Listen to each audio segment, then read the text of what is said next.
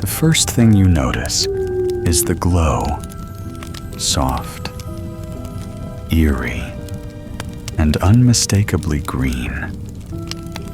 It seeps through the thick, enchanted windows of the Slytherin dormitory, casting rippling patterns across the cold stone floor as creatures drift by outside in the depths of the Black Lake. Your bed is cocooned in dark velvet curtains trimmed with silver serpents, and your quilt is heavy, embroidered with the Slytherin crest in thread that catches the light like a glinting fang. Beneath the blankets, the chill of the dungeon air makes the warmth feel earned. Everything smells faintly of old spell books, damp stone, and something darkly herbal, distinctly home. You lie there for a moment, tucked under thick emerald green quilts stitched with silver thread. The heavy velvet of your bed curtains muffles the sound of stirring around the room. But it's there, the faint rustle of parchment, the muffled clunk of a wardrobe being shut, someone sneezing quietly, followed by a groggy groan of protest. You draw the curtain back just a few inches. Outside, the common room fireplace down the hall casts long, flickering light that dances like lake reflections. The carved headboard above your bed, a winding silver serpent in relief, gleams faintly in the dim light. You close your eyes again for a moment, debating whether you really need to move just yet. But then a loud "Oi!" breaks the silence. You recognize the voice, one of your dorm mates, likely yelling at another for hogging the mirror again. That's your cue. You swing your legs out of bed and plant your feet on the cold stone floor, hissing softly. The rug beneath your toes only helps a little, but you find your slippers and slide into them with a grateful sigh. The room itself is elegant in its own moody, Slytherin way. Dark wood furniture carved with coiling serpents and ivy, shelves stacked with worn textbooks and half-finished essays, and a few floating candles stubbornly resisting the morning draft. You stretch your arms and stifle a yawn before reaching for your robe draped over the foot of the bed. It's thick and woolen, lined with green silk, and it still smells faintly of cedar and potion smoke. Your friend from the next bed over peeks out from behind their curtain, hair flattened to one side. "Did you finish the essay for bins?" they mumble. You grimace. "Half. Maybe." They groan and disappear again with a thump. You take your time getting dressed. Hogwarts. Mornings aren't exactly gentle, but the ritual of pulling on your uniform helps you feel grounded. Shirt buttoned, tie knotted, twice, because the first try is always slightly off-center. robes shrugged over your shoulders. You slip your wand into your pocket, check your reflection in the little enchanted mirror on your dresser, which mutters, "Comb your hair properly, darling," in a snippy voice, and swipe an apple from a basket near the door left there by a house elf earlier. The dormitory is starting to come alive now. Someone is trying to flatten their hair with water. Another is frantically digging through their bag for a missing textbook. From down the hall, a Slytherin prefect yells, "5 minutes if you want breakfast." And there's a universal groan. You and your friend move out into the corridor that leads toward the common room. The low ceiling and stone walls glisten faintly with condensation from the lake above. The green-tinted glass windows give everything an underwater shimmer, and outside them, small fish dart past like silver streaks. It never gets old, even when you're tired, even when you're late. You still find yourself slowing down for just a moment to watch them. The Slytherin common room is calm in the early morning. The fireplace crackles, low, and a few students sit near it with steaming mugs, revising notes by candlelight. You drop your bag onto a chair and sink into one of the armchairs beside your friend, who's still grumbling about bins. You both sit in silence for a bit.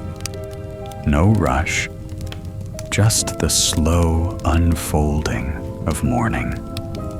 Across the room, someone sneezes 3 times in a row, and a second year mutters a hasty muffliato under their breath. One of the portraits on the wall, a regal-looking woman in green silk, sighs dramatically. Honestly, the noise in this house, Salazar would be appalled. You snicker quietly. Eventually, you and your group gather your things and begin the slow march toward the great hall for breakfast. The walk from the dungeons is long, but oddly comforting. There's something about the routine, the way your footsteps echo against the stone, the cool draft of the lower halls, the flickering torchlight that settles you into the rhythm of the school day. As you climb the last staircase and emerge into the corridor near the Great Hall, the light shifts, golden now, touched by morning sun pouring through high windows. The chatter of students grows louder. The scent of baked bread and something buttery hangs in the air. Your stomach rumbles and your pace quickens.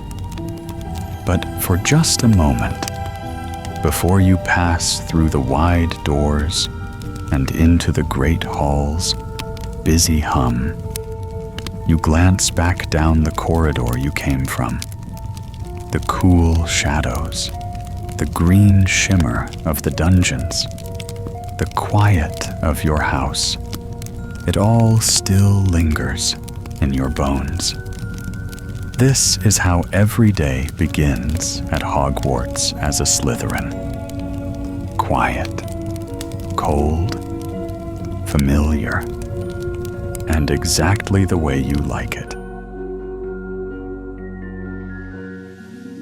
You step into the Great Hall, just as the morning sunlight pours through the high, stained glass windows, casting colored patterns across the long wooden tables and stone floor. Your polished shoes click against the flagstones as you walk, the air already thick with the scent of toasted bread, sizzling sausages, and fresh fruit. The ceiling above is enchanted to reflect the outside sky, a soft canvas of morning blues and pale gold, streaked with pink clouds slowly drifting across the great expanse. Dozens of floating candles hover in the air, flickering gently and giving the vast hall a warm, golden glow.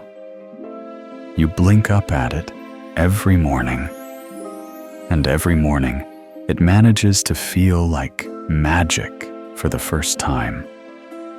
The Slytherin table runs along the left side of the hall, a long row of green and silver robes already gathered along the benches. You spot your usual spot and slide into it beside your friend, who's still looking a bit bleary-eyed from the early wake-up. Across the table, another housemate is flipping through their herbology notes with one hand while reaching for a croissant with the other. You greet each other with a nod, a sleepy but mutual acknowledgement of survival. Plates materialize in front of you as if on cue. Toast piled high, scrambled eggs steaming, golden hash browns, and crispy bacon. A silver pitcher floats into view and tilts just enough to pour pumpkin juice into your goblet with a soft splash. You're halfway through buttering a roll when the morning owl post begins. Hundreds of owls sweep into the hall in graceful arcs, some swooping dramatically, others flapping with a kind of grumpy dignity. A few land awkwardly on plates, causing minor chaos. One particularly bold barn owl knocks over a teacup on the Gryffindor table, and you hear an indignant yelp followed by a soft reparo. Your owl, a small, sleek screech owl, glides down and lands neatly beside your plate, holding a rolled copy of the Daily Prophet tied with green twine. You untie the string and offer her a scrap of bacon in thanks. She takes it proudly, then flaps off to rejoin the other owls heading back toward the owlery. You unroll the paper and scan the headlines. The front page boasts some sensational article about a rogue group of goblins in Wales demanding wand rights again. Standard ministry fare, but a smaller headline catches your eye. Strange sightings in Hogsmeade, shrieking shack, not so empty. You nudge your friend and tilt the page toward them. They squint, eyes still heavy with sleep. Do you think it's just a ghost story? They murmur, licking marmalade off their thumb. Or something's actually living in there, you suggest with a conspiratorial smile. Something magical, something dangerous, something fun, your friend says, grinning. Bet the Gryffindors go first? Let them get eaten. You both laugh quietly, taking another bite of breakfast. The conversation around you picks up as other students begin noticing the article. The buzz spreading from table to table like wildfire. Someone a few seats down insists they saw movement in the windows of the Shrieking Shack last weekend. A Ravenclaw third year claims they've charted the dates of similar rumors and insists it's tied to a lunar cycle. You shake your head. Hogwarts gossip is a magical force of its own. From your seat, you have a clear view of the other tables. The Gryffindor students are as lively as ever. A few of them practically shouting over each other about Quidditch tactics. You can hear phrases like bludger control and snitch sweep tossed around with the kind of unfiltered confidence that makes you roll your eyes. They think they're going to beat us, your friend says, catching your look. You take a slow sip of pumpkin juice. They won't. The Slytherin table gradually shifts into Quidditch talk as well. You lean forward, joining in a conversation about practice formations and possible lineup changes. One of the chasers says they've been studying Ravenclaw's plays, but the conversation inevitably turns back to Gryffindor, the eternal rivalry. You spend a few minutes strategizing ways to counter their seekers' risky dives and their beaters' aggressive swings. They play like it's a brawl, someone mutters. We play like it's chess. Exactly, you say, smirking. Across the hall, the professors are seated at the head table, sipping tea and watching over the students with varying levels of alertness. Professor McGonagall is reading something intently, glasses perched low on her nose. Professor Sprout is talking animatedly to Professor Flitwick, who is nodding with polite interest. Snape sits motionless, expression unreadable, hands folded in front of him like he's already imagining the number of potion spills he'll have to clean up today. Headmaster Dumbledore sits in the center, blue robes shimmering in the morning light, quietly stirring his tea with a long silver spoon. He doesn't say much, but every so often, his bright blue eyes sweep across the hall with the calm sharpness of someone who misses nothing. The plates begin refilling themselves the moment they get low, a silent nudge to keep eating. You take a slice of warm toast, spreading it with blackberry jam and stacking it with slivers of sharp cheddar. One bite in, and you hum softly in appreciation. Hogwarts. Breakfasts are sacred. Your friend across the table pulls out their schedule for the day, groaning. Double history of magic. Again. He'll probably forget he already gave us the Goblin Rebellion lecture. He gave that to us twice last year.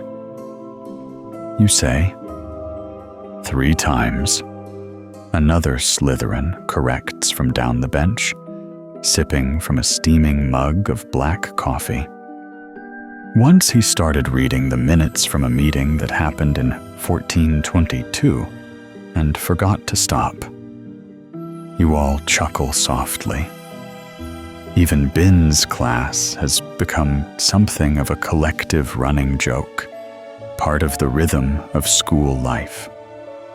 A sudden clatter draws attention to the Hufflepuff table, where a student has accidentally knocked over an enchanted jug of milk.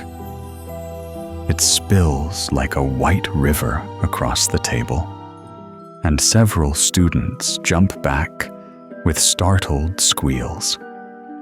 A moment later, a quick spell from a nearby prefect rights the jug and vanishes the mess. Applause breaks out briefly. You glance up at the enchanted ceiling again. The clouds have shifted, more golden now. Somewhere, the bell tower rings softly through the walls, signaling the slow end of breakfast. Students begin finishing up, tucking away their books and shouldering their satchels. Before leaving, you take one last sip of pumpkin juice and slide the daily profit into your bag. You feel the familiar flutter of anticipation as you rise from the bench. A full day awaits. Lessons, mischief, discovery. But for now, you feel content. You had a good breakfast, laughed with your housemates, and mentally laid out at least 5 ways to ruin Gryffindor's week. You walk out of the Great Hall with your house trailing around you, the green and silver mingling into a sea of ambition, secrecy, and subtle smiles. The castle awaits. The moment you descend the staircase from the great hall into the lower levels of the castle, the temperature drops noticeably. The torches on the walls flicker faintly as you pass, casting elongated shadows that stretch across the narrow corridor. The stone beneath your shoes is cold and slightly damp, as though the very bones of the castle still remember centuries of brewing and bubbling. The entrance to the potions classroom looms ahead. An arched doorway carved with faint serpentine designs, almost invisible unless the light catches them just right. You feel a familiar mixture of anticipation and tension twist in your stomach. Potions is not a subject for the faint of heart, especially when taught by Professor Snape.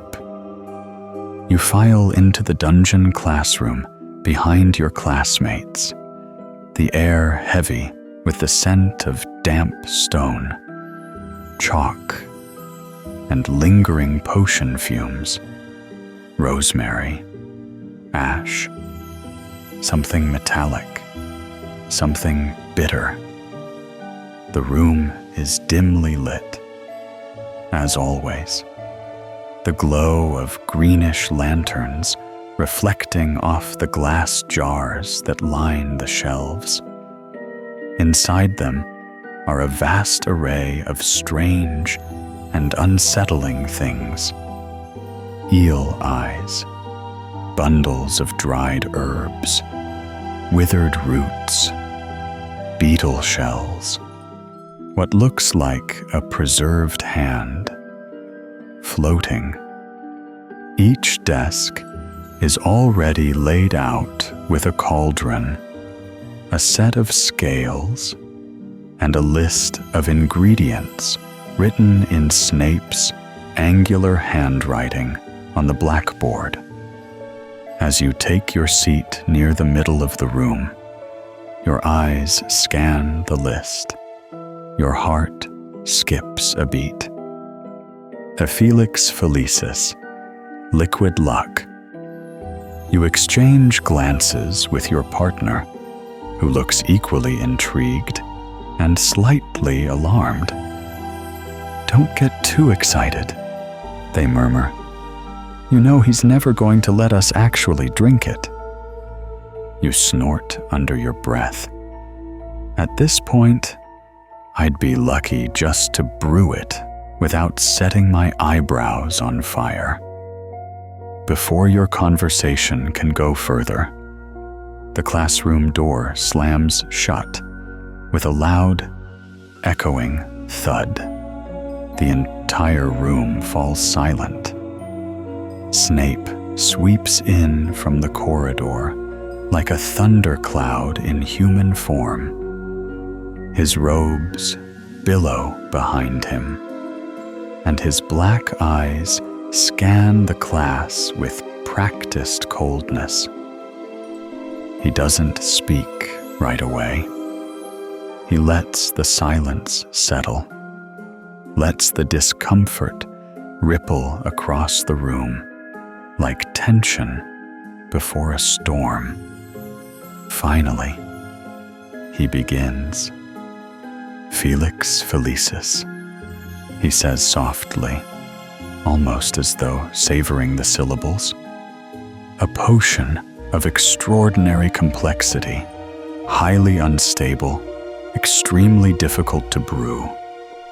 And therefore," he pauses, letting his eyes rest briefly on a second year, who immediately shrinks under his gaze. "Very easy for you all to ruin." You sit straighter, quill already in hand.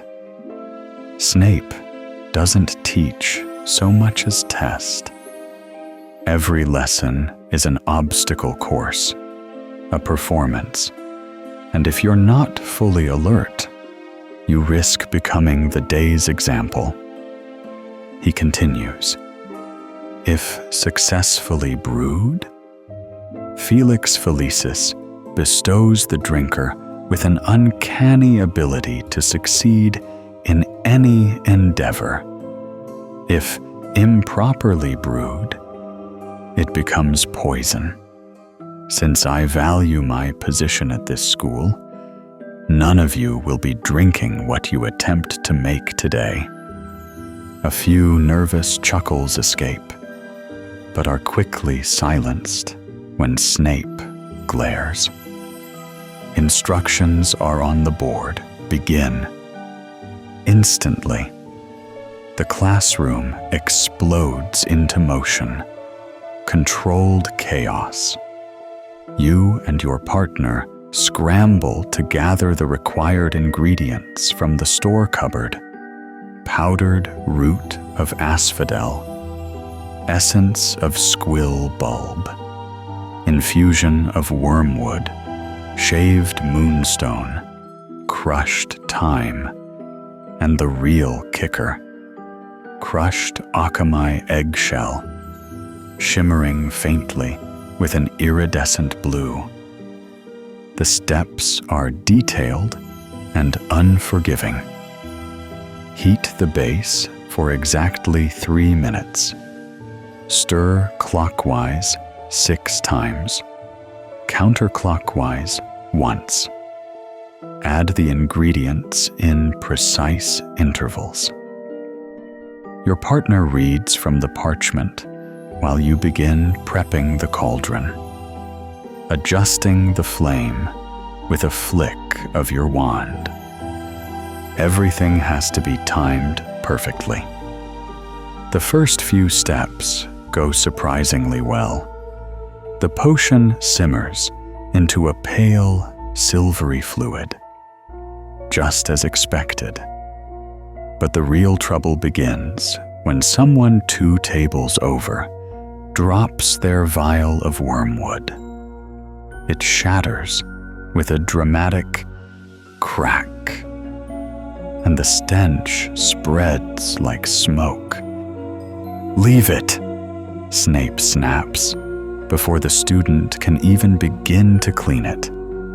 With a flick of his wand, the mess vanishes, but not the embarrassment. You turn back to your potion and keep stirring. Clockwise, clockwise, clockwise, clockwise, clockwise, clockwise. Pause. Counterclockwise. The liquid turns a soft, golden color for a moment, then dulls again. Your partner looks concerned. "Is it supposed to fade?" "Not sure," you mutter, reaching for the next ingredient. You hesitate. Hold the dropper just above the surface, watching for the right texture. Snape prowls between the tables, like a hungry shadow. You feel him approach before he even speaks.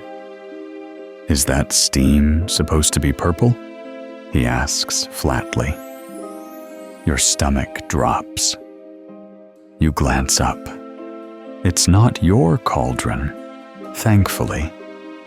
2 desks away, a Gryffindor pair stares in horror as their potion begins to foam. One of them yelps and stirs frantically. Snape doesn't even stop walking. 5 points from Gryffindor, he says without turning his head. Back at your table, your partner adds the next ingredient with a careful hand. The potion immediately changes consistency. Thicker now, with the faintest sheen of gold. You both hold your breath.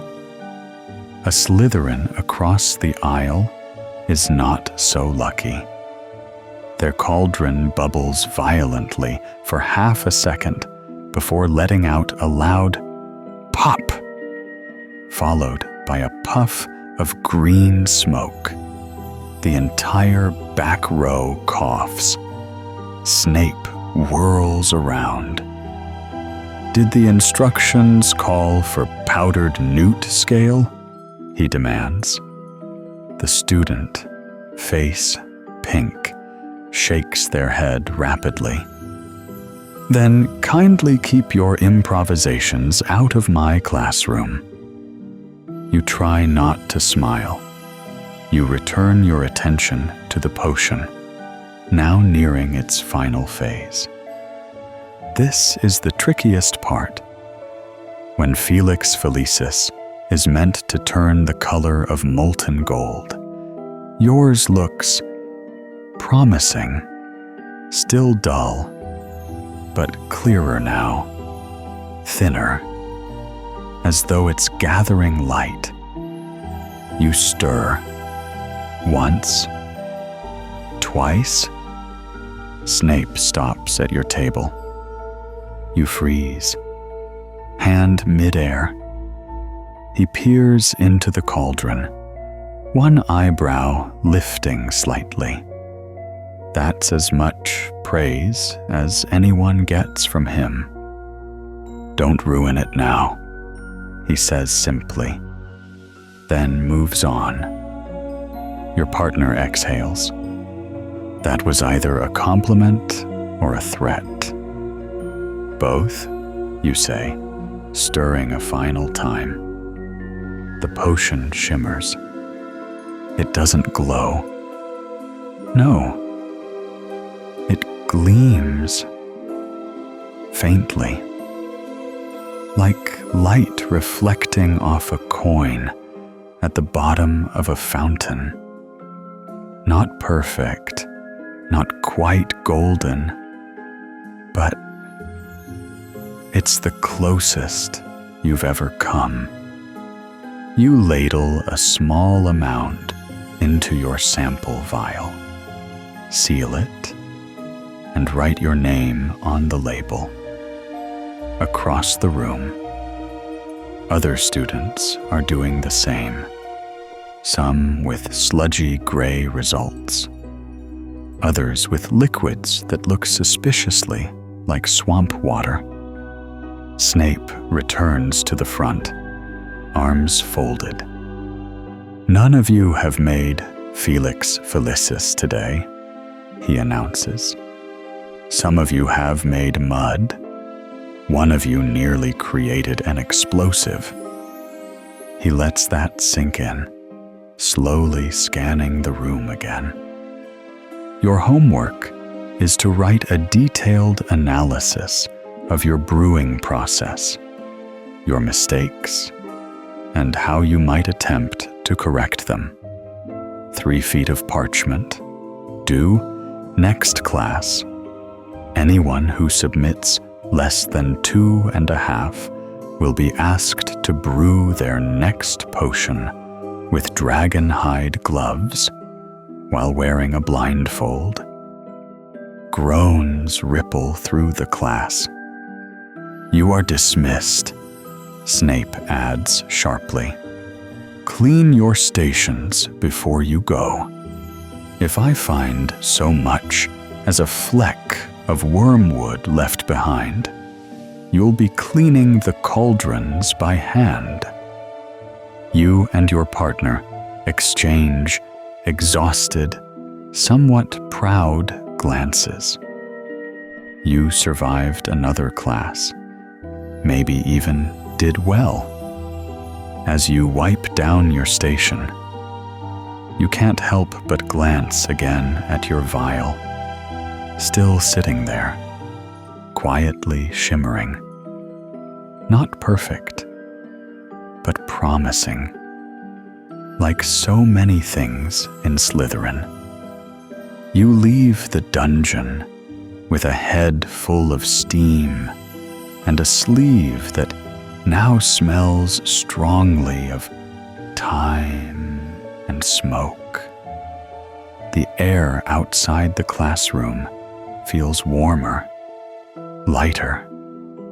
You survived Snape, and in its own strange way, that always feels like victory. After the tightly coiled tension of potions class, stepping into the open Hogwarts grounds feels like exhaling for the first time all morning. The clouds have thinned since breakfast, and the soft sunlight dapples the fields in flickers of gold and green. You and the rest of the Slytherins cross the lawn toward the edge of the forbidden forest, robes fluttering in the breeze and boots trailing dew behind you on the grass. This class is different. This one lives and breathes, and sometimes bites. Care of magical creatures is held just beyond Hagrid's pumpkin patch, near the tree line.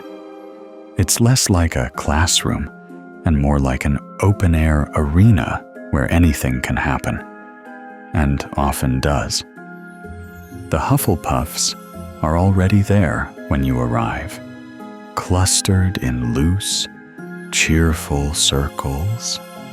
Their energy is oddly infectious. Even some of the Slytherins, who are usually too proud to smile this early in the day, crack a grin when a Hufflepuff sneezes because a small puffskein climbed up their sleeve. Hagrid, standing a good 2 heads above the tallest student, waves you over.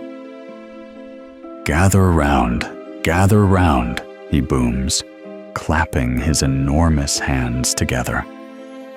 "Got a real treat for you today." You share a look with your friend. The last time Hagrid said that, you ended up dodging blast-ended scroots. There are several lumpy, dirt-covered boxes stacked behind him, each one squirming, shaking, and occasionally rattling, like there's a tiny thunderstorm trapped inside. Hagrid beams. "We're studying Nifflers today." There's a collective murmur of excitement, confusion, and a few skeptical mutters of, "Oh, Merlin." Hagrid pulls back the lid of the first crate, and out tumbles a blur of black fur, tiny paws, and a long snout that twitches like it's detecting treasure in the air. The Niffler shakes itself once, then dives nose first into the grass and starts digging with surprising speed and enthusiasm. "They like shiny things," Hagrid explains proudly, beaming like a parent at a school play. "Can't resist 'em. Good at findin' buried treasures, too. Goblin-made, coins, jewelry, anything sparkly."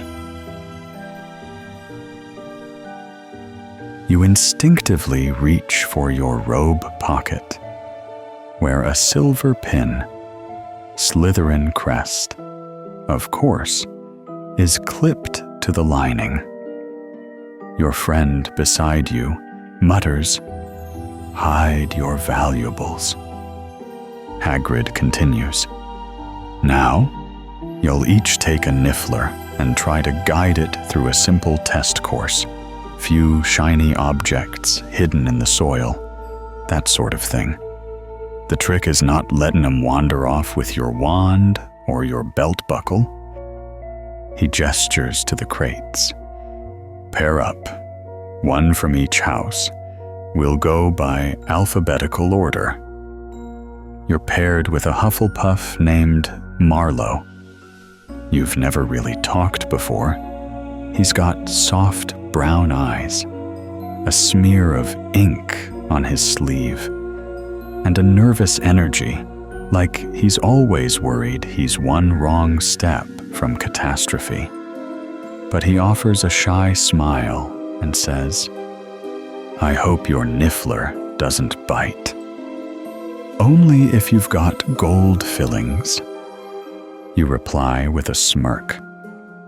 The Niffler assigned to you is small, twitchy, and immediately tries to make off with the brass buttons on your boots. It has surprisingly nimble fingers, and you have to gently pry it off while Marlowe offers it a shiny gobstone from a pouch of decoys Hagrid handed out. The Niffler instantly forgets your boots and scampers after the prize like a furry little treasure goblin. The test course Hagrid described is a series of shallow pits filled with dirt and planted with fake, shiny objects. At least, they're supposed to be fake. But within minutes, one Hufflepuff's Niffler pulls out a real silver brooch, raising the question of whether someone dropped it earlier, or if it belonged to a former student who never made it back from class.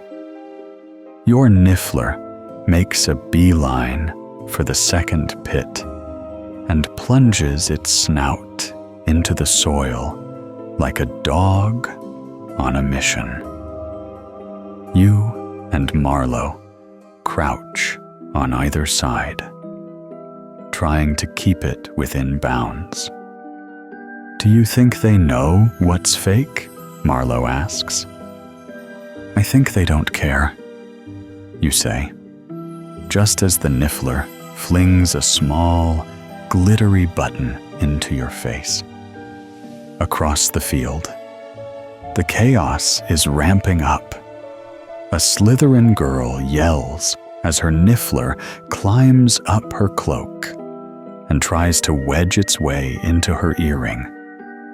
Another student is chasing theirs across the field, shouting, "Come back, that's a family heirloom." Hagrid laughs heartily. They've got a mind of their own. They do. You glance up to see one Niffler dangling from the pocket of a very flustered Hufflepuff boy, clutching a spoon it clearly stole from somewhere.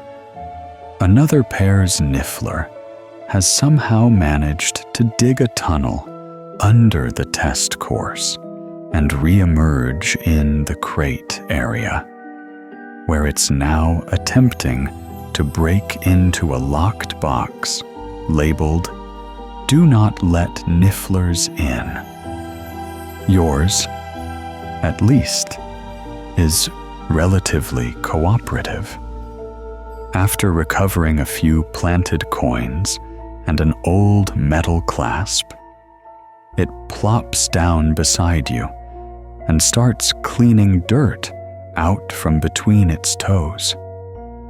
"I think it likes you," Marlowe says, nudging you lightly. "It just wants my shoe buckle," you reply, though you do feel a weird kind of affection for the strange little beast.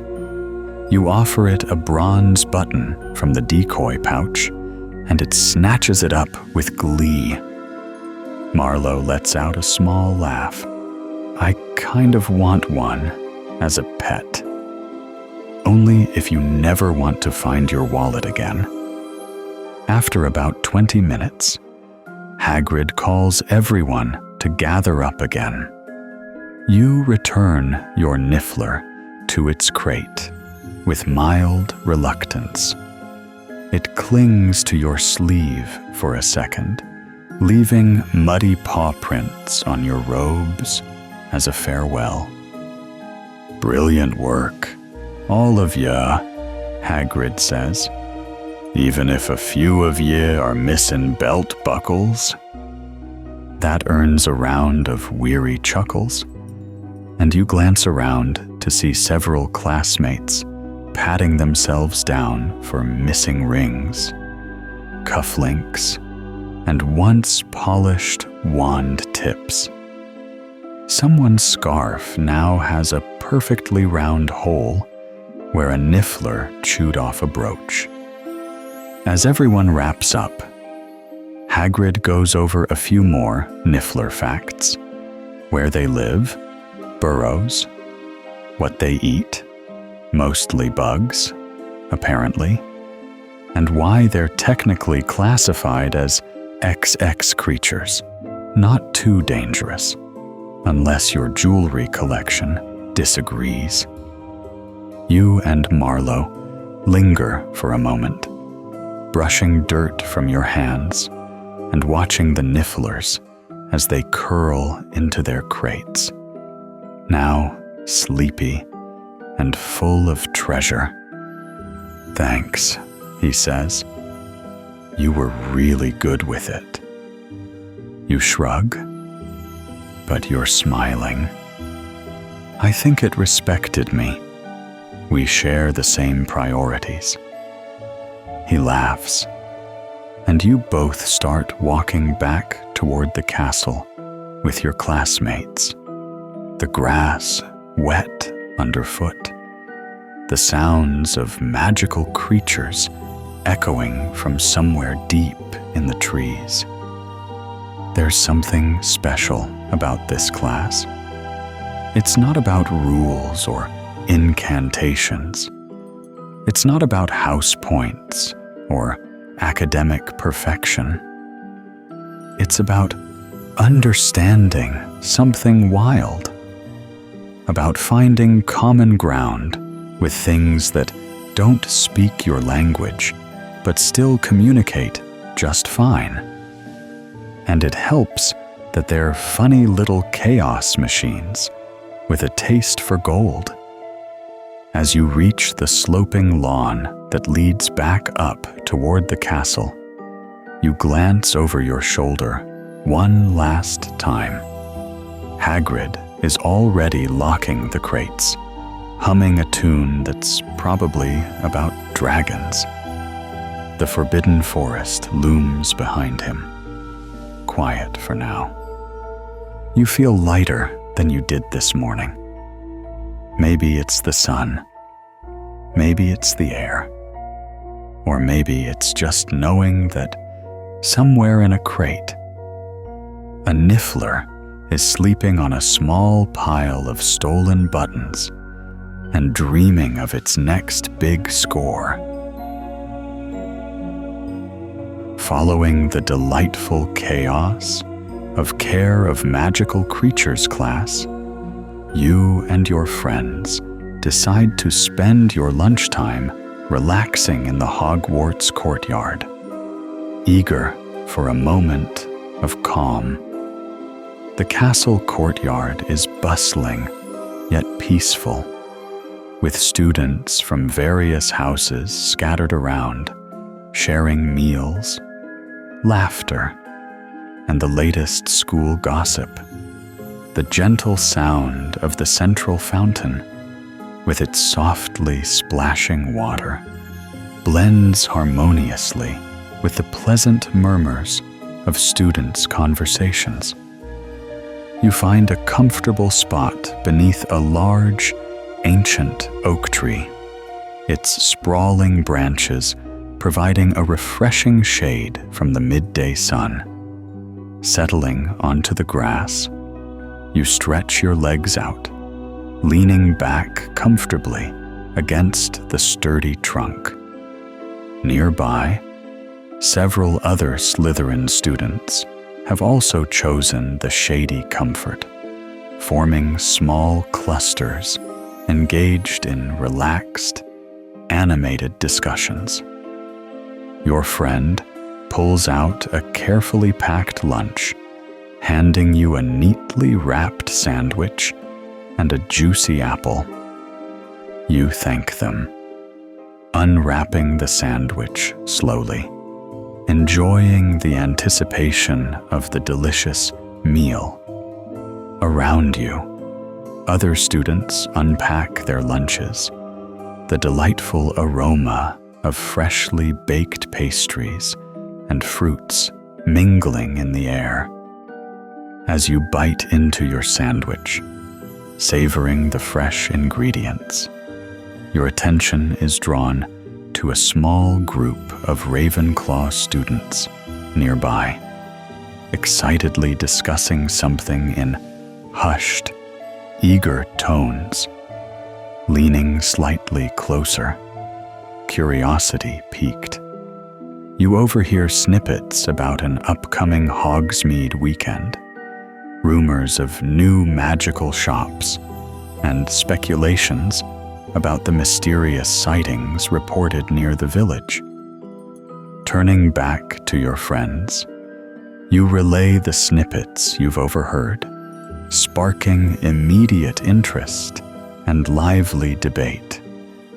Do you really think there's something mysterious happening near the Shrieking Shack? Your friend wonders aloud, eyes alight with excitement. The group eagerly exchanges theories, ranging from secret magical experiments to elaborate pranks by mischievous students. The courtyard hums with friendly chatter and laughter as lunchtime progresses. You lean back further, allowing yourself to simply enjoy the relaxing atmosphere. The warm sunlight filtering through the leaves, casting soft patterns on the ground. The gentle breeze carries the fragrance of nearby flowers, mingling pleasantly with the fresh, grassy scent. Suddenly, a group of Gryffindor students catches your attention. Their animated conversation, punctuated by laughter and playful arguments. Your friend leans in conspiratorially, whispering, "I heard Gryffindor's Quidditch team thinks they're guaranteed to win the next match against us." You raise an eyebrow. Amusement and competitive spirit sparking simultaneously. "Oh, do they now?" You reply with mock indignation, prompting chuckles from your group. The conversation quickly turns to strategy, analyzing Gryffindor's strengths and weaknesses.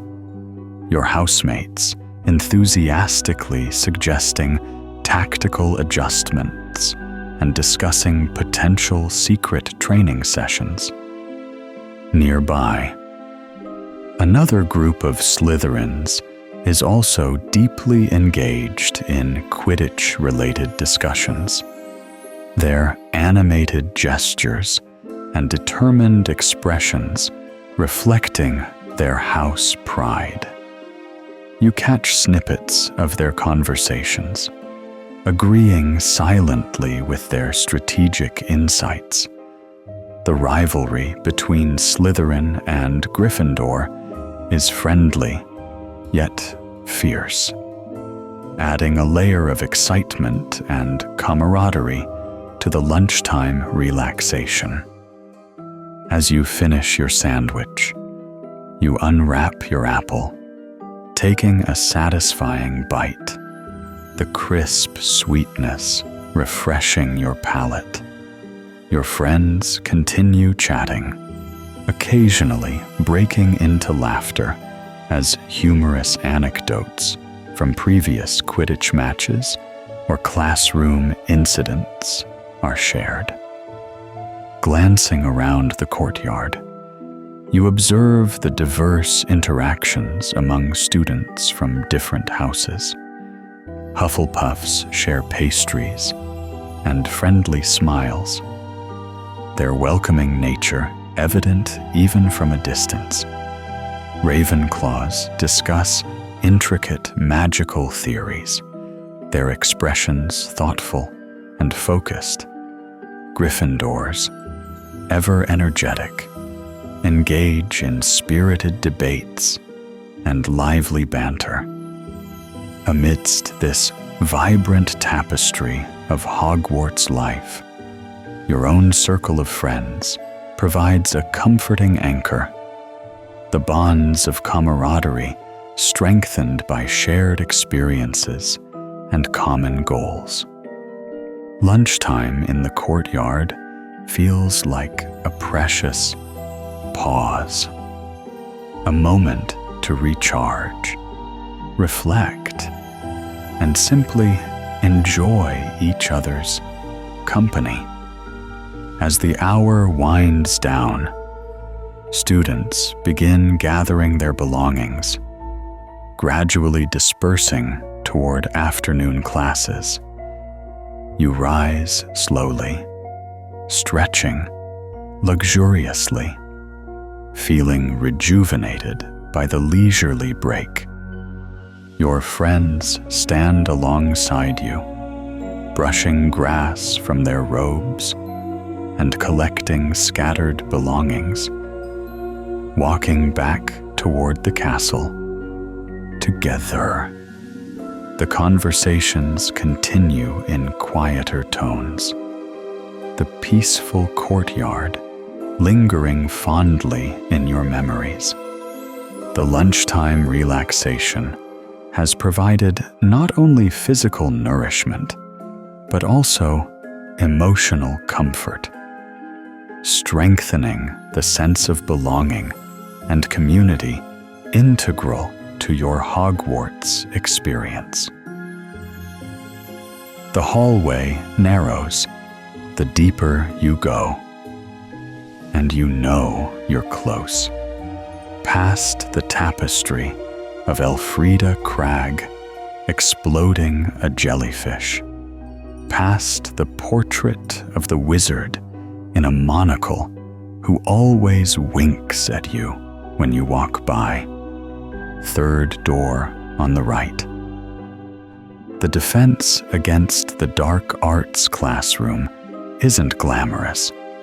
In fact, it's a bit drafty and smells faintly of ash and dried nettles, like someone once set fire to a broom and then tried to air it out with eucalyptus. Today, you arrive just in time to catch the shuffle of Ravenclaw students already settling in. They always get here early. They take the good spots near the front, books stacked in tidy rows, parchment aligned, quills inked and waiting. You spot one of them writing notes on a topic that hasn't even been introduced yet. A few Slytherins exchange glances, smirks, mostly. It's not rivalry so much as mutual confusion.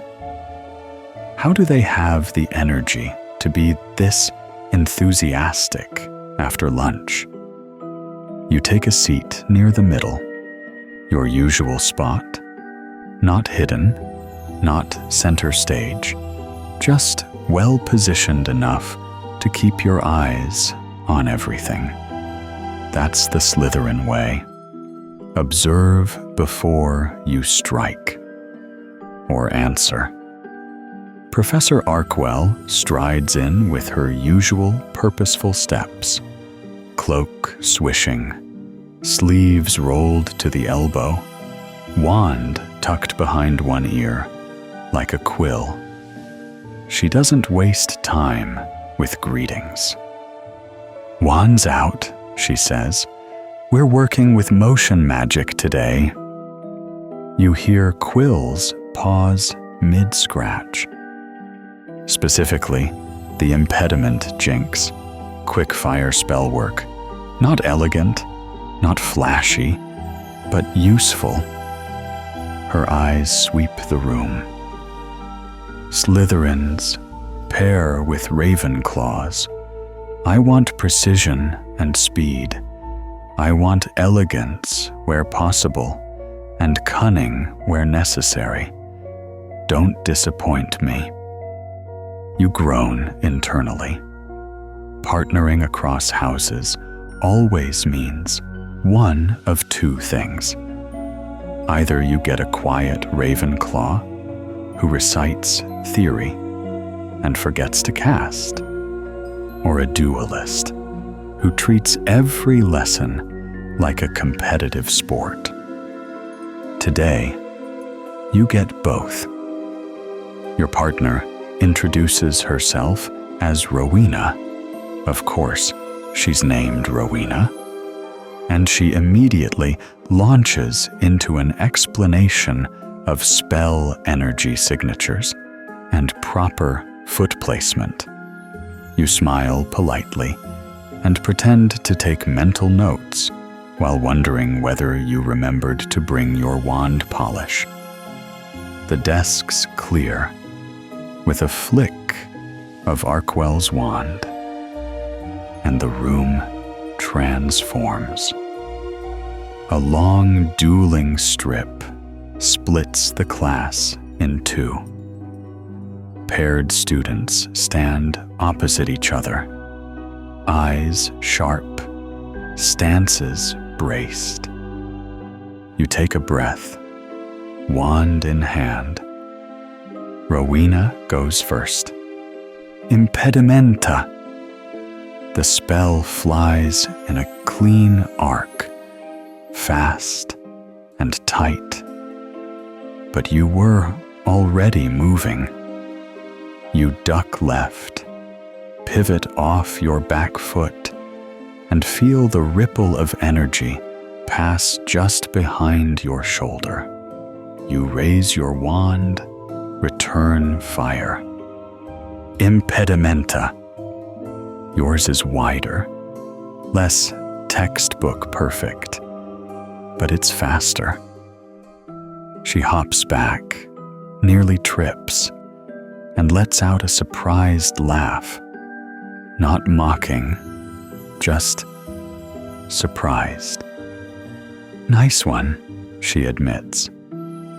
You nod. You talk too much before casting. Sorry, she says. I think out loud. You smirk. I noticed. Around the room, it's a mess of spark and stumbling feet. One pair is arguing about wand grip. Another is stuck in a loop where both students are casting and blocking at the same time, neither making progress, both growing increasingly frustrated. In the far corner, a spell rebounds off the wall and zaps someone's shoe, setting it smoking. Professor Arkwell doesn't flinch. Precision, not panic, she calls out. And stop aiming at limbs unless you're trained to heal them. You and Rowena switch roles. This time, you cast first. You fake a lunge forward, enough to make her twitch, and then fire when she's off balance. The jinx hits her thigh, and she freezes for half a second, then laughs again. You're sneaky, she says, rubbing the numbed muscle. Thanks, you reply, flicking your wand in a flourish. She retaliates quickly, this time catching you in the knee. It doesn't hurt, but it pins your leg down just long enough to make you stumble. You wince. Now we're even, she says, offering a hand to help you up. For a Ravenclaw, she's not so bad. You glance around. There's a Ravenclaw Slytherin pair, dramatically narrating each move like it's a stage duel. Another has simply given up and is now theorizing whether using a slower wand motion creates more lingering spell residue. Someone else, probably a first-time caster, has turned their jinx into a weird, sparkly mist that smells like cinnamon. Arkwell circles the room, correcting posture with taps of her wand and shooting non-verbal spells into the air to redirect rogue bolts. You are not performing. You are defending, she says. This is not theater. This is about survival. You watch her for a moment. There's something calming about her precision. She's sharp, deliberate, and utterly in control. Qualities you appreciate more than you'd admit aloud. As the lesson winds down, she has everyone stump and reset. She doesn't call roll or ask questions. Instead, she points at one pair after another. You, what did you learn? That my partner dodges left more than right. You, best feature of your partner's spell work? She didn't hesitate. Arkwell nods at that one. Hesitation gets you hexed. Finally. her eyes land on you and Rowena. Thoughts? You pause, then say, "She's precise, learns fast." Rowena answers immediately. Quite strategic, predicts movements, and patient. That's rare. Arkwell nods once. Better. Much better. That's what I want to see. Not polished showmanship, but intent, focus, purpose. You feel something shift, just slightly. Not pride exactly, but satisfaction. You didn't impress her. Not really. But you didn't disappoint her either. In this room, that's its own kind of victory. The bell rings soon after. Students begin reassembling desks, gathering bags, shaking out limbs stiff from spell work. You feel the weight of your wand in your hand, warm now, like it's been listening the whole time. As you pack up, Rowena leans over. That was surprisingly fun. You nod. You're not bad. Next time, she says, I'll fake left and jinx you before you even blink. You smirk. Good luck. You exit the classroom and into the corridor, where sunlight spills in through the high windows and laughter bounces off the stone walls. Ahead of you, Ravenclaws and Slytherins walk in 2s and 3s, not united exactly, but not divided either. And for once, that feels like progress. After a grueling session of impediment, Jinx drills in defense against the dark arts. Your wand arm aches. Your knees feel half bruised from dodging spells, and your patience is somewhere in the general vicinity of evaporated. Naturally, the next stop is the one place where magic doesn't explode. Usually, the Hogwarts library. You part ways with your Ravenclaw partner, who's already scribbling notes mid-step and nearly walks into a suit of armor, and make your way to the library, savoring the silence that builds with each corridor. You push open the great oak doors and step into the hush. The library breathes differently than the rest of the castle. The air is cool and dry, laced with the scent of ancient parchment, polished wood, and something vaguely herbal, like dried thyme and age ink. Rows upon rows of books stretch up into shadowy rafters, watched over by dusty chandeliers and the occasional grumpy portrait of a long-dead academic. You walk quietly across the stone floor, your footsteps muffled by thick rugs. The shelves seem taller here than in other parts of the castle, more imposing. Titles in gold leaf glimmer faintly along the spines. Theories of transmutation, counter curses of the 17th century, the compendium of magical law. You bypass the dramatic titles in favor of the section labeled Magical Strategy and Practical Defense. You find your usual seat in the back, wedged between a high window, that lets in soft afternoon light, and a bookshelf so tightly packed it feels like it might collapse from the weight of ambition.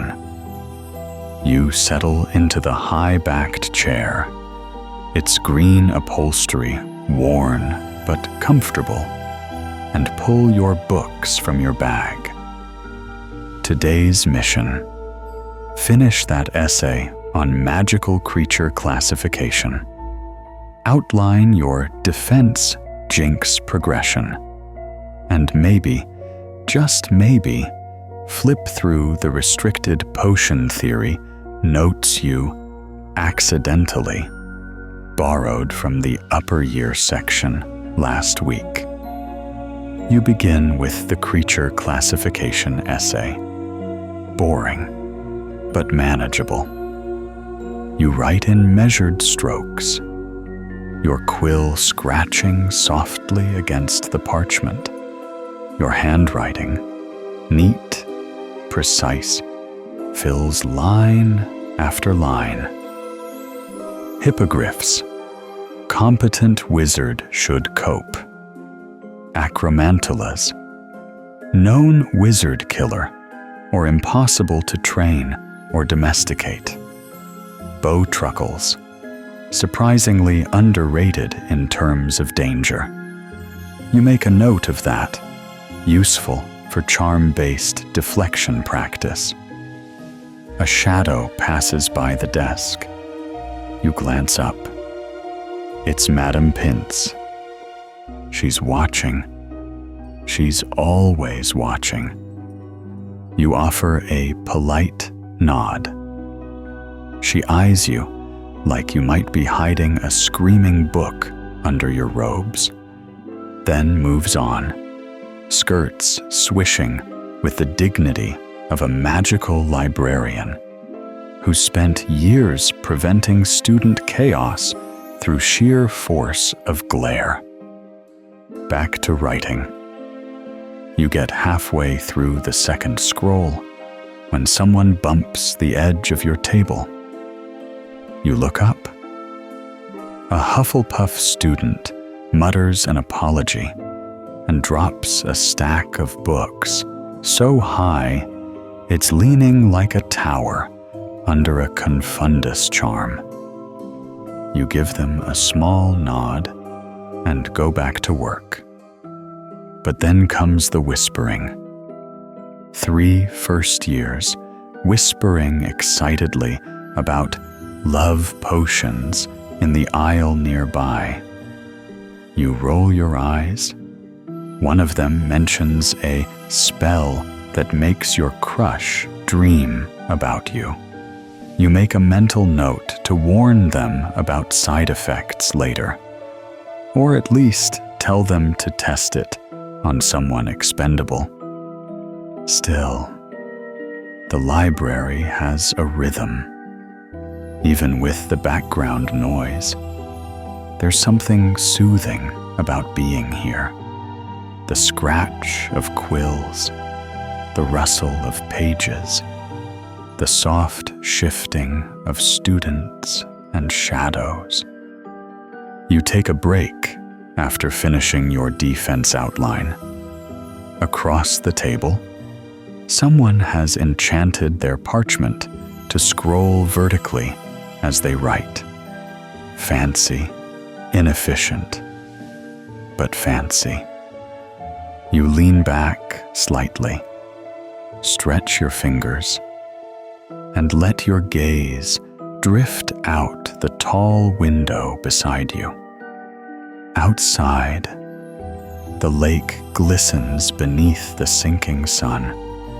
The forbidden forest looms like a massive, shaggy creature curled up at the edge of the lawn.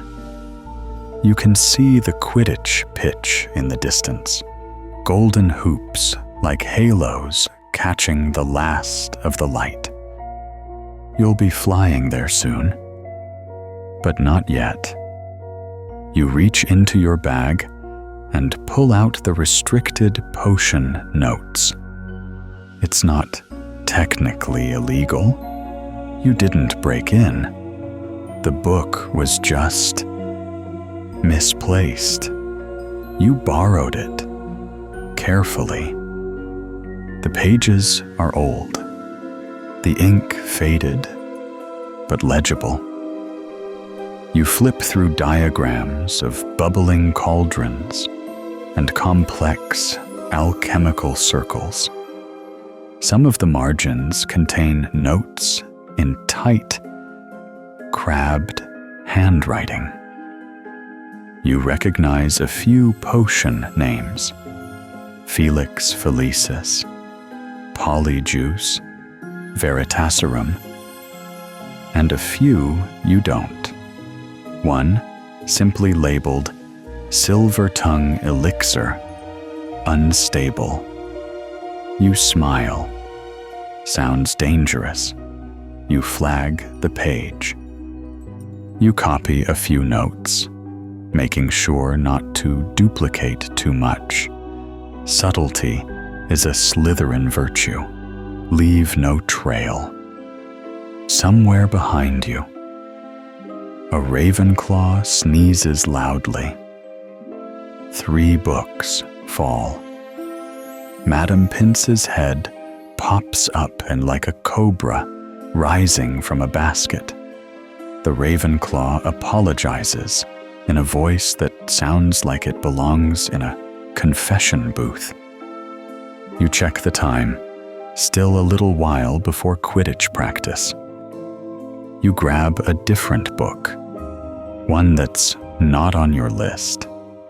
Legilimency, Foundations and Ethics. You flip through it lazily. A section on shields, another on misdirection, a quote by an anonymous Slytherin from 1427.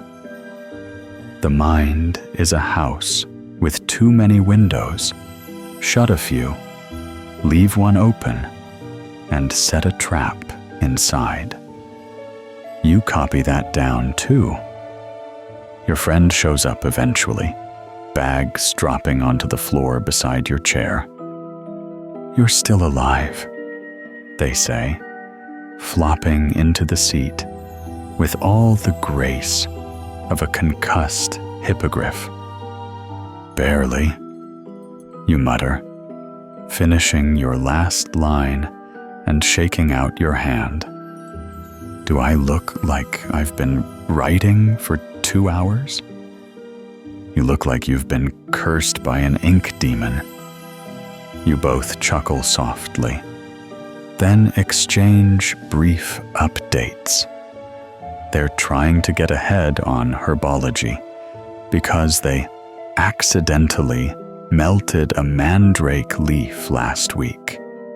You tell them about the weird potion you found and your accidental eavesdropping on the love potion kids.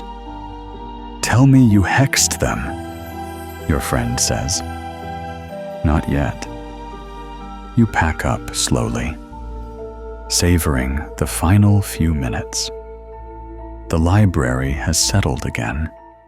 Fewer students, longer shadows.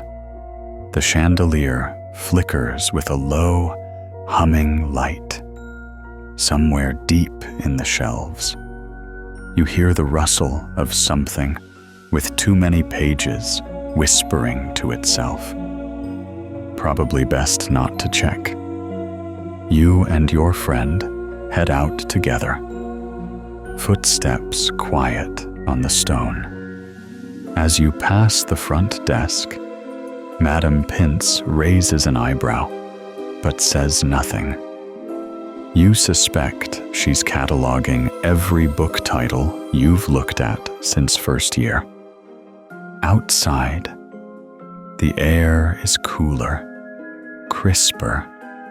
The castle glows in the coming dusk.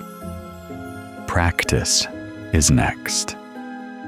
You feel the weight of your bag, the stretch in your wand hand, and the slow burning thrill of everything you've learned today. knowledge, ambition, control. It all adds up. Not every Slytherin needs to shout their power. Some just write it quietly in the margins.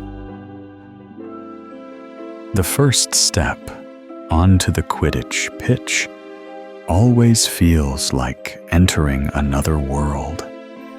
The sky stretches wide and endless above you, the sun casting a soft golden wash across the grass. The goal hoops stand like sentinels against the skyline, tall and proud. The stands are mostly empty now, but you can still feel the energy that lives in them. Echoes of roars, chants, and heartbeats drumming in sync. You walk onto the field, broomstick in hand. You run your fingers along its polished handle, feeling the familiar grain of the wood. It's not top of the line, like the firebolts the Gryffindor Seeker likes to brag about. Yours is a Silver Streak 290, a reliable model with a smooth turn radius and strong acceleration. You saved up for it over a year, mending robes for older students, reselling ink refills, even tutoring a few Ravenclaws in herbology.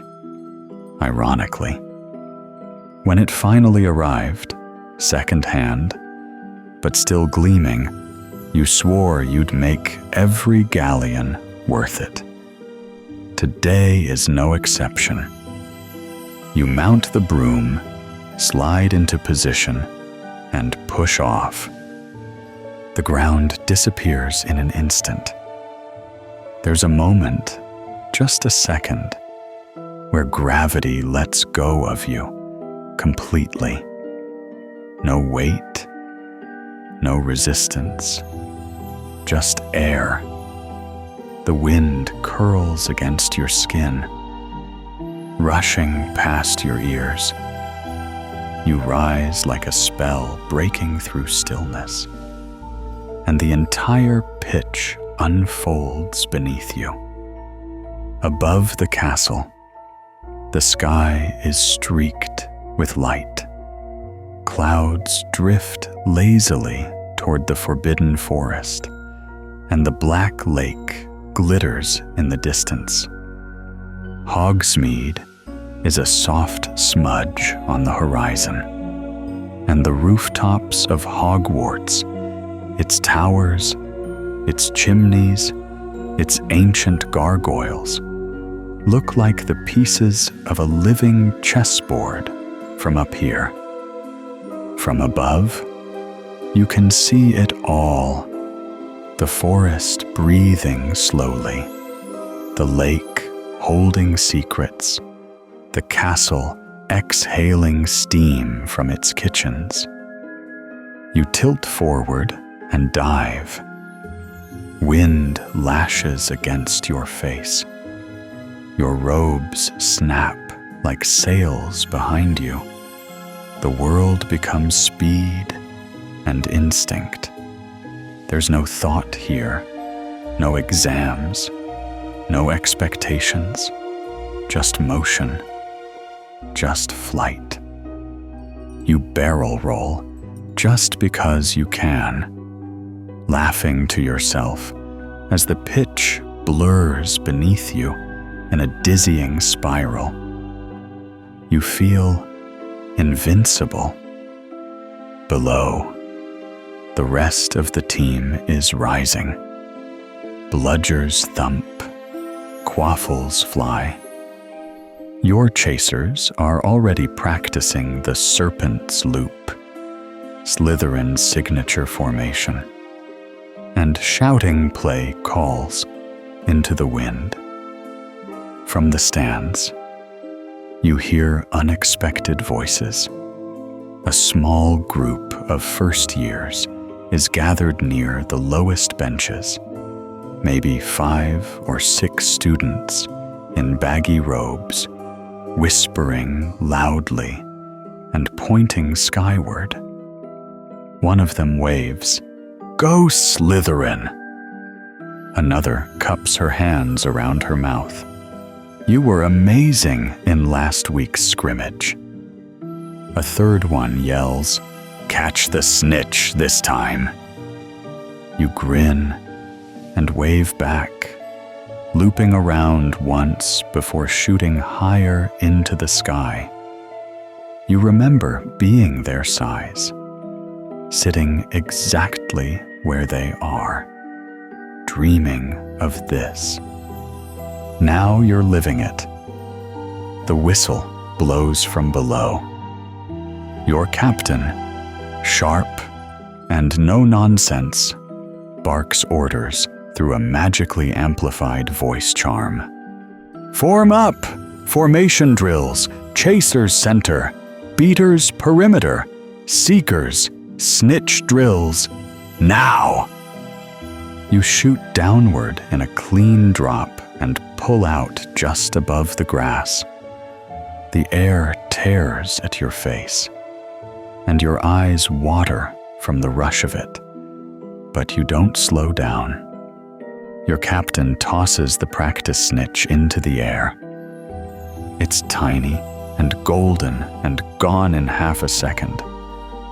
You're after it before it vanishes from sight. Hunting the snitch is like chasing a lie. It's slippery, dazzling, and never where you last saw it. Your broom vibrates as you accelerate, cutting between hoops, under beaters mid-swing, and through spiraling chasers who shout at you to watch it. You catch a glimmer of gold near the goalposts and lurch sideways, banking so hard your knee nearly kisses the broom handle. You chase the flicker, only for it to vanish again. "Too slow!" your captain shouts. "Again!" You grind your teeth. The next pass, you anticipate better. You cut off the snitch's arc by flying. Where it's going, not where it's been. You gain inches. Almost. Almost. A bludger zips past your ear like a cannonball, and you duck just in time, cursing. Laughter explodes from above.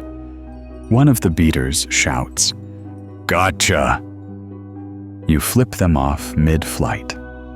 A second later, you nearly collide with a chaser and have to twist your broom hard, jarring your shoulder.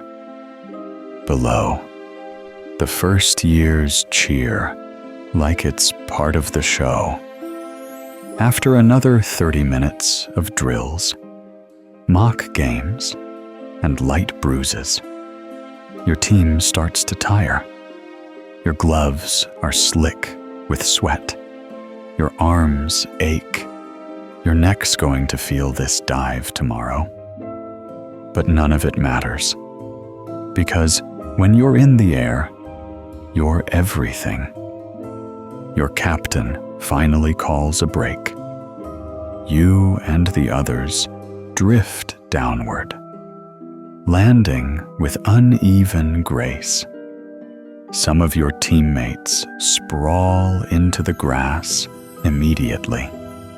Someone's boot flies off mid-dismount and lands in a bush. You fall backward, arms stretched wide, staring up at the sky, breathing like you've run a marathon through clouds. The sun is lower now, warm and slow. The castle glows in the distance, windows catching the light like gold leaf. Someone hands you water. Another tosses you a protein bar that probably came from a stolen stash in the kitchens. You sit up, chug the water, and feel the pulse of flight still lingering in your limbs. A teammate, Cass, one of the beaters, drops next to you with a groan. "We're gonna destroy Gryffindor," she mumbles into the grass. "No doubt," you reply. "You nearly got the snitch." "I'll get it next time." The small group of first years has migrated down from the stands. They're chattering in clusters, asking players for autographs or to pose for photos with their brooms. You get pulled into one, smiling with your broom tucked under your arm. "Is that a silver streak?" one asks, eyes wide. "Yeah," you say, running your thumb over the handle. "Saved for it." "That's so cool," they whisper, like you've just said you stole it from a dragon's hoard. You let them hold it for a second, then nudge them gently toward the chasers before they start asking for aerial rides. Eventually, the sun begins to sink fully behind the hills.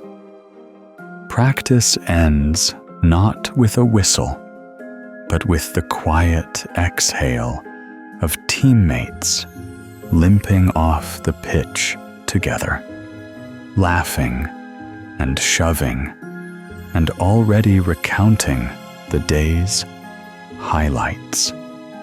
You carry your broom over one shoulder, the handle warm from your hands, your whole body humming like it's still in the air. You glance back one last time. The goalposts rise like shadows. The stands are empty again. The sky above them is going deep blue. And you think, this is what freedom feels like. Evening has settled over the Hogwarts grounds, painting the sky in soft indigo and bruised lavender, with the last tendrils of sunset caught on the edge of the castle towers. Practice is over. Teammates have vanished into the locker rooms or wandered back toward the castle, and the pitch lies mostly quiet now, except for you and your friend, both of you lingering just a little longer. Your broom is slung over your shoulder, boots muddy, hair wind-tangled, cheeks still warm from flight. There's something about the emptiness of the pitch after practice that makes it feel private, like it's yours, even if only for a moment. "Want to see something weird?" your friend says, grinning mischievously, brushing grass off their gloves. You raise an eyebrow. Define weird. They gesture toward the far end of the stadium, beyond the stands, where an old, crooked section of stone wall slumps into the ground, partially hidden behind the equipment shed. "You know that weird crack near the east goalpost?" they ask. "I swear I saw it shimmer earlier, like not natural shimmer, magic shimmer." You blink. You mean the one everyone says leads to Filch's forgotten broom closet? Yeah, but what if it doesn't? You glance around. There's no one in sight. The air smells like damp earth and sky, and the pitch is starting to be claimed by shadow. You shrug and gesture forward. All right, mystery hole. Let's investigate. The two of you jog across the grass toward the far edge. You pass the empty stands, the storage crates, the place where bludgers are locked in a magically sealed trunk. And then you reach it. At first glance, it's just a crack in the wall.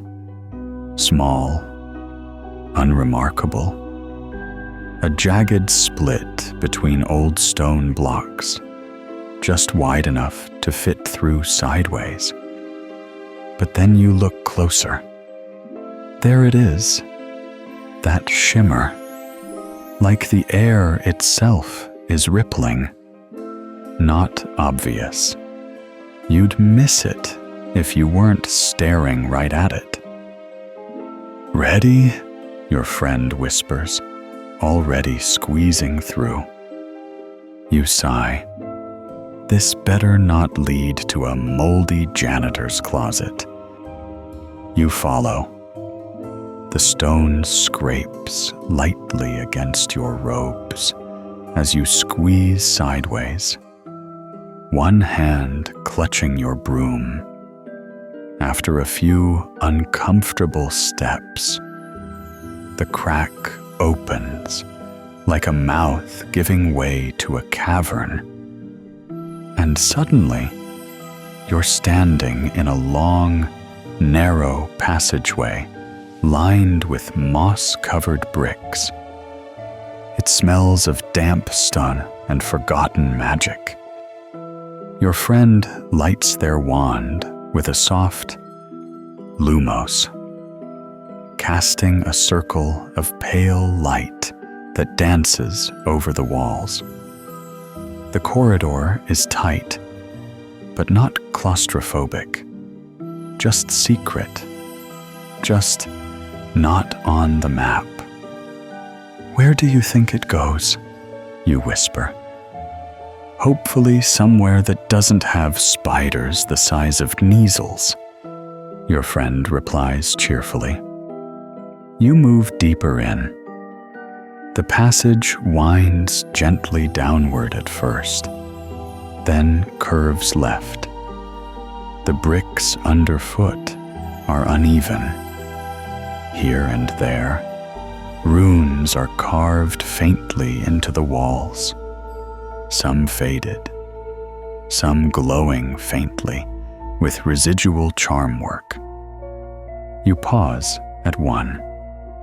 See this? This is definitely older than the stadium, maybe even older than the castle. Your friend squints. That one looks like it says, duck. You laugh, then instinctively duck just as a low archway appears out of nowhere.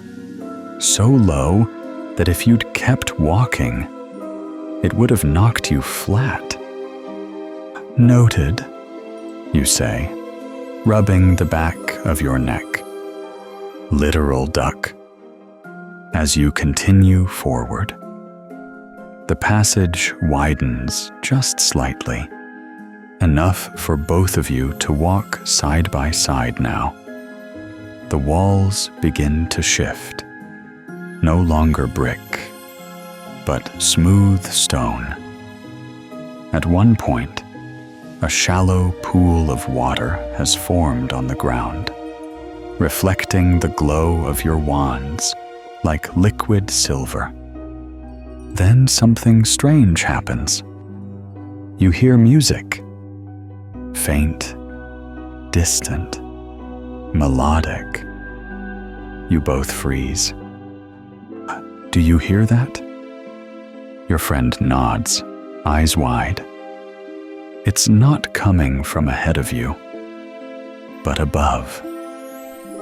You look up to see a circular iron grate far overhead, just barely visible in the light. The sound is drifting through it. Someone playing a harp, delicate, haunting. You whisper, "We must be under the astronomy tower." Your friend whispers back, "Either that, or Peeves has learned string instruments." You share a look, then keep moving. Eventually, the passage splits. To the left, a short stairwell climbing sharply upward. To the right, a dim corridor sloping further down, carved out of bedrock. You vote for the left. The air is warmer that way, and something smells like burnt sugar and... is that chocolate? After a few more turns, you reach a round stone door with no handle. You tap it lightly. Nothing. Your friend clears their throat. "Let me try." They take a step forward, draw their wand, and dramatically declare, "Open Sesame." The door clicks open with a low groan. You stare. What? They shrug. "I've always wanted to try that." The door creaks inward to reveal a small, dusty chamber with old shelves, broken boxes, and what looks like a student's abandoned trunk. You step inside cautiously. One wall is covered in old Quidditch posters, Slytherin teams from decades ago. The green is faded to moss, the silver dulled to gray. In one corner, you find a trunk with initials etched into the top. M.A.L. Your friend whistles. "You don't think..." You shake your head. "Too common. Could be anyone." Still, you open the trunk. Inside, a few vintage Slytherin scarves, a cracked broom handle, a tin of homemade candy, still perfectly preserved, due to a stasis charm, and a notebook, leather-bound, blank, except for the inside cover. If you find this, you're clever enough to be here. Congratulations. Now leave before Peeves finds you. You and your friend burst into laughter. "I like this guy," you say. You both take one of the candies and sit against the far wall, eating in silence and listening to the distant sound of wind whistling through the stone. Eventually, you stand. "I think we should tell someone about this," your friend says. You pause. "We should," you agree. "Eventually. But not today. Not yet." You squeeze back through the entrance tunnel sometime later, emerging into the cool night air. The stars are out now, scattered like powdered sugar across the sky. The castle is aglow with lantern light in the distance. You glance back at the hidden crack in the wall. It's just a seam in the stone again. Nothing more. Except now you know better. Same time next week? Your friend asks. You nod, adjusting your broom over your shoulder. Absolutely. You walk back toward the castle under starlight, dirt on your boots, candy in your pocket, and a secret map forming quietly in your head. There's always more to Hogwarts than anyone tells you, especially if you're clever enough to look. By the time you and your friend reach the castle steps, the sun has dipped completely below the horizon.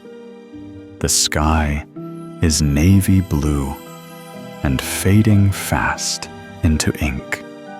Windows glow warmly overhead like floating lanterns. The air is cool now, sharper than before, with a hint of lake mist curling around the base of the stone walls. Your legs ache pleasantly from practice and from crawling through hidden tunnels, your robes still smudged with grass and dust. It's the kind of exhaustion that feels earned and useful. The moment you step through the castle's great doors, the smell hits you. Roast chicken, fresh bread, melted butter, candied carrots, steamed potatoes swimming in gravy.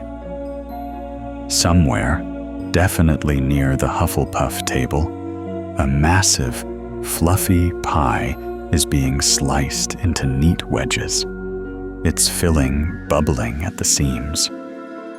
You follow the scent like a spell-charmed hound, barely slowing as you round the corner into the great hall.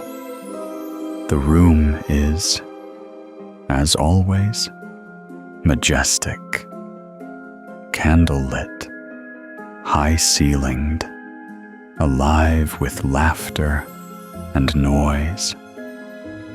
The enchanted sky overhead is filled with velvet night and drifting stars, though you'd bet half of them were chosen by Professor Sinistra to inspire some kind of subconscious astronomy enthusiasm.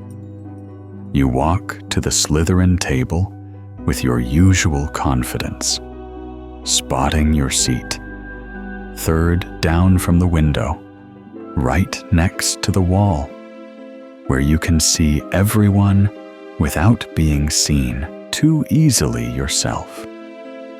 That's a Slytherin thing. Position is everything. The house table is already abuzz. Someone's whispering about a possible prank on Gryffindor. Another is gloating over their transfiguration mark. Top of the class. Naturally, but pretending they're only slightly satisfied. Two older students near the end of the table are playing wizard chess without moving their eyes from the board. Their conversation sharp and layered with hidden jabs. You slide in just as dinner appears, and without hesitation, you start to build your plate with ruthless precision. Exactly what you want. Nothing more. Strategy applies to sustenance, too. Across from you, your friend is piling food onto their plate like a muggle hoarding for winter. You eat like you're planning a siege, you say. Maybe I am, they retort, stealing your role with swift, forked precision. You let them. for now. As you eat, you scan the hall. Gryffindor is loud, boisterous, high energy and low awareness. They wave arms, shout across plates, brag loudly about Quidditch. Slytherins watch them like amused cats watching dogs chase their own tails. The Ravenclaws are engaged in academic arguments. One is using salt shakers to prove a point about rune translation. Another has enchanted a napkin to record lecture notes hands-free. Hufflepuffs are predictably sharing everything. One of them sends a bowl of roasted squash down the entire table. A sixth year is helping a second year open a stubborn pumpkin pasty. You feel a flicker of something. Not quite disdain. More like comfort in not being like them. Slytherins protect their own, but never at the expense of strategy. It's not unkindness, it's selectiveness.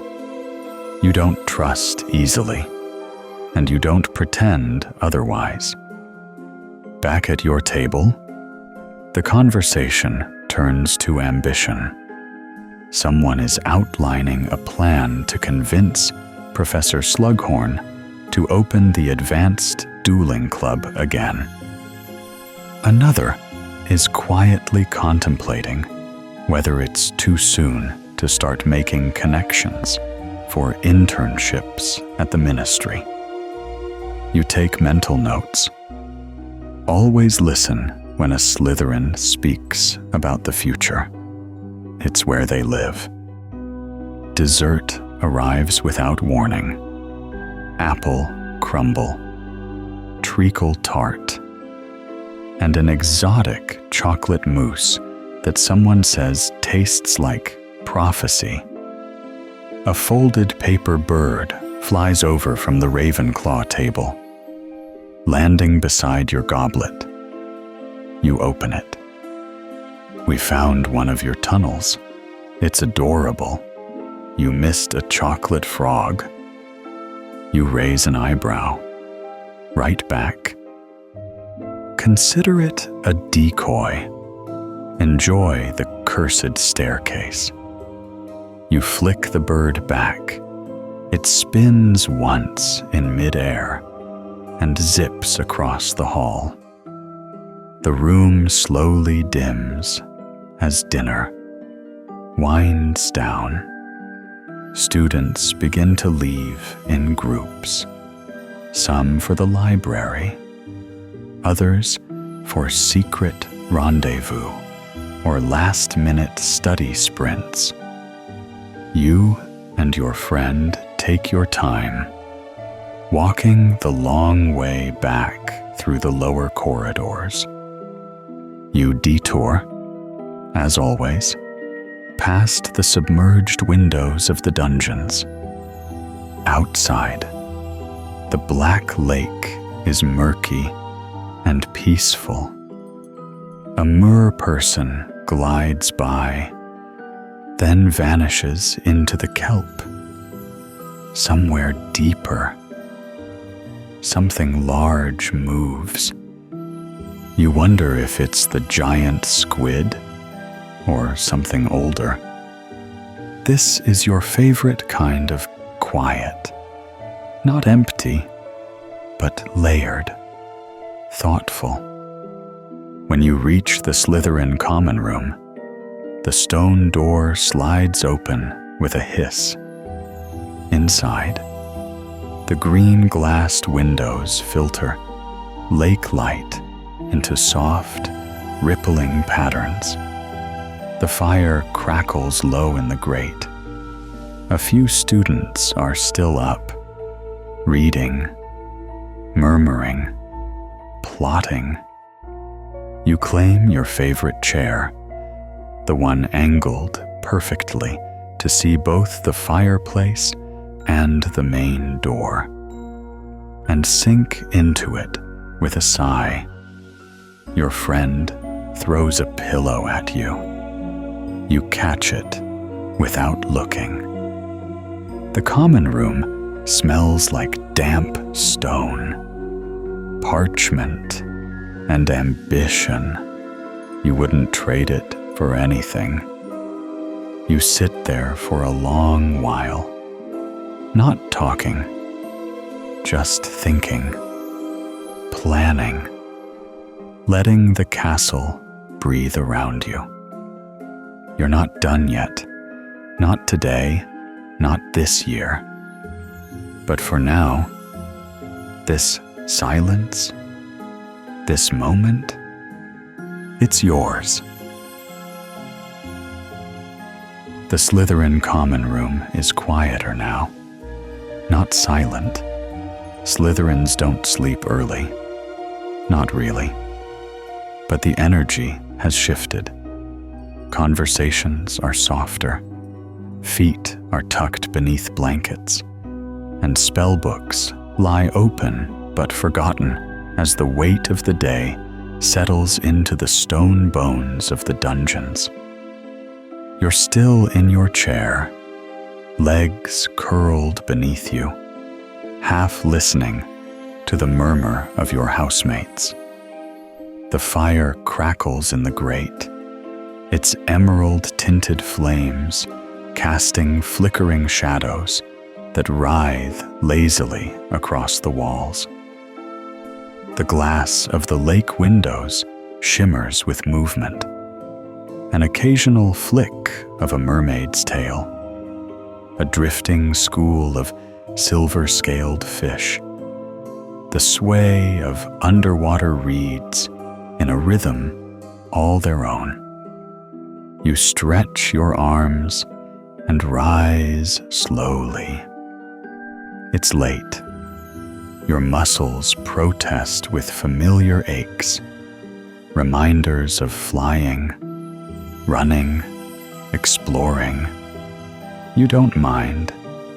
You like that kind of ache, the earned kind. Heading up? Your friend asks from the couch, sprawled across it, with a half-eaten chocolate frog balanced on their chest. Yeah? You reply, collecting your wand and brushing non-existent dust from your robe. Don't stay up hexing your to-do list again. Only if it deserves it. You snort and head toward the dormitory corridor. The sound of your footsteps swallowed by thick carpets and old stone. The hallway curves in that gently uneven way Hogwarts is known for, as if it grew itself into the shape it wanted. Soft green sconces light the way, casting everything in a glow that makes the space feel less like a hallway and more like the throat of some ancient, sleeping serpent. You reach your room, your dormitory, shared with others, but familiar now, safe in its own Slytherin way. The door creaks just slightly as you push it open. Inside, the room is quiet. Beds are nestled in alcoves, like personal kingdoms, each surrounded by heavy, dark green curtains trimmed in silver. A faint, aquatic light drifts through the glass set into the far wall, illuminating dust motes and the occasional ripple as a fish glides past outside. The ceiling is vaulted stone, etched faintly with protective runes older than the school itself. Your bed welcomes you, like it knows your weight, The sheets are cool, the quilt heavy. You sit on the edge for a moment, removing your boots with slow, deliberate tugs. Then, setting your wand beside your pillow, you hear the whisper of your roommate turning over behind their curtain, and a sleepy mutter of muffliato casts a soft hush over the far half of the room. You draw your curtains partially closed, leaving a gap just wide enough to see out the submerged window. The lake has gone still. It reflects the castle's moonlight in broad swaths of green and silver, like it's holding the night inside its depths. You lean forward, pressing your hand lightly against the cool glass. The stars above the water are distant, distorted, but they're there. Even in the lake, even in the deepest part of the dungeon, the stars reach you. You remember something Professor Sinistra said once during astronomy. The stars don't move for you, but they'll let you watch if you're patient. You believe that watching is one of your greatest talents. With a flick of your wand, you cast a few small spells, practical things. Tempest. The time glows faintly in the air, just past midnight. Accio bedtime brew. A vial floats gently from your trunk. A sleep potion, half mixed and tweaked with a touch of lavender and something slightly bitter to keep your dreams grounded. You down it with a practiced sip. Then, just for good measure, Insomnium Placidus, a light charm, just strong enough to keep nightmares at bay. You stretch again, crack your neck, and settle into bed. The quilt rustles softly. The curtains draw shut with a whispered command, and the darkness closes in, warm and weightless. Still, sleep doesn't come right away. Your mind drifts back to Quidditch dives and ancient stone tunnels, to flickering wand light and enchanted paper cranes, to the hidden passage behind the pitch and the way the great hall ceiling looked when the stars finally came out. You think about your housemates, the way they move through the world, strategic, quietly brilliant, dangerous when necessary. You think about how even in your own dormitory, you sleep with a shield charm humming lightly around your bed, not because you expect an attack, but because that's just being smart. You think about ambition, not as a dirty word, but as a map. You're not rushing to the top. You're charting the best path. You'll get there on your terms. A soft knock on the dormitory door breaks your thoughts. Just once, barely audible. Someone else coming in late, probably the 6th year, who always forgets his scarf until he's halfway to the astronomy tower. You hear them whisper something under their breath, probably a password for the light charm they use on their socks. and then the room settles again. You shift, pulling the covers tighter, and finally close your eyes. And then the dream finds you.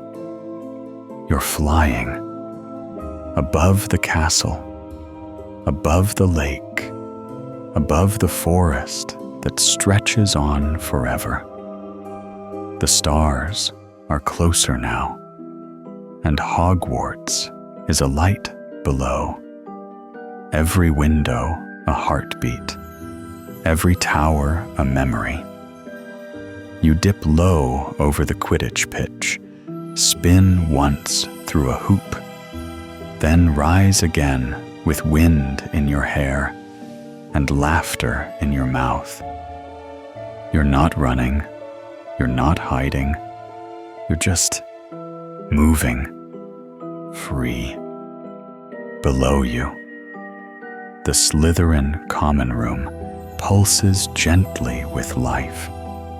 Behind the glass of the lake, a mermaid watches your dream self fly and smiles. You smile back. In sleep, your hand stays curled near your wand, not in fear, but in habit. You always sleep ready. That's what Slytherins do. Even in rest, you are composed, aware, aligned with your purpose. Eventually, the dream fades into deeper rest, and the last thing you see is the reflection of stars on black water, and the calm certainty that you belong here, that you are exactly where you're meant to be.